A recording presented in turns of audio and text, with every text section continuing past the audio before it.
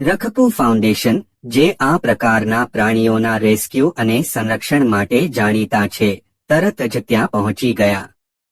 તેમના પ્રતિનિધિએ ઝડપથી અને નરમાઈથી સાપને રેસ્ક્યુ કર્યું.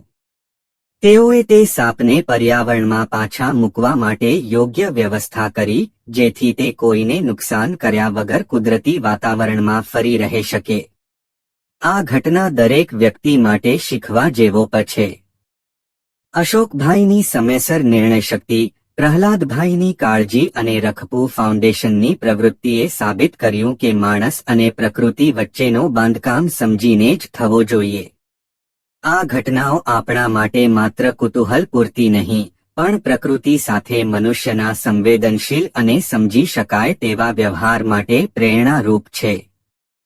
આ ઘટનાએ મોરથલ ગામમાં એક સકારાત્મક ઉદાહરણ રચ્યું. અંતે સૌએ રખપુ ફાઉન્ડેશનનો આભાર માન્યો અને સાપને કોઈ પણ પ્રકારનું નુકસાન કર્યા વગર તેને યોગ્ય અને સુરક્ષિત સ્થળે મુક્ત કરાયો. આ એક પ્રકૃતિ પ્રેમનું ઉત્તમ ઉદાહરણ છે, જ્યાં માને છે કે મનુષ્ય અને પ્રાણીઓ વચ્ચેનો સંતુલન જ પ્રકૃતિનું સાચું સૌંદર્ય છે.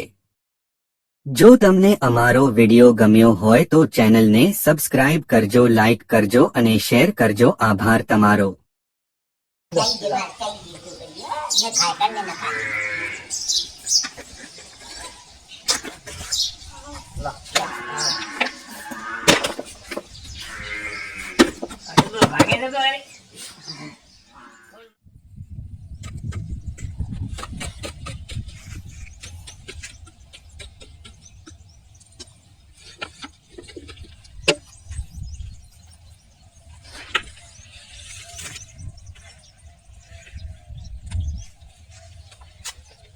જો મિત્રો આ સાપ જઈ રહ્યો છે.